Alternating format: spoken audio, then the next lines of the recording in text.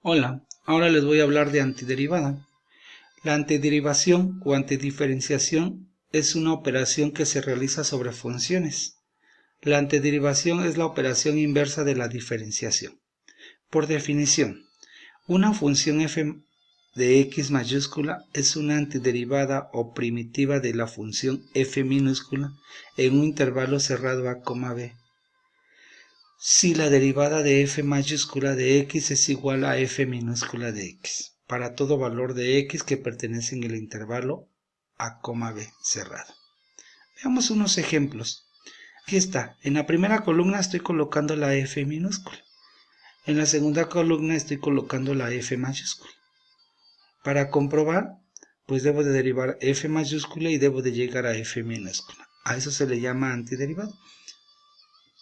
Veamos, mi f minúscula, el primer ejemplo es 2x. Yo busco una función tal que al derivarla me dé 2x. Y entonces eso cumple con f de x mayúscula, que va a ser x al cuadrado. Hay que comprobar. Vamos a derivar a f de x mayúscula y ver si es cierto que al derivarla me da f minúscula. La derivada de x mayúscula, que vale derivada de x cuadrada, vale 2x. Y eso es f minúscula. Entonces, correcto. Veamos el segundo ejemplo. F de x minúscula vale 4x al cubo. Entonces f de x mayúscula es igual a x a la cuarta. Vamos a derivarla. Derivada de x a la cuarta, 4x cúbica. Entonces sí es cierto que esta es tu antiderivada. X a la cuarta. F minúscula vale coseno de x. Entonces f mayúscula va a ser seno de x. Que al derivar seno de x me da coseno de x. Bien. Pero en realidad buscar antiderivada pues va a ser muy complejo. Entonces vamos a entrar de lleno a la definición de la integral indefinida. Nos dice que la integral indefinida de f de x es igual a f de x mayúscula más c. Entonces dice que la integral de la f minúscula de x te tienes que dar igual a f mayúscula más c. Y aquí aparece un más c. ¿Por qué significa más c? Que a cualquier antiderivada le puedes agregar una constante. Pero no puede ser específico porque hay una infinidad de constantes.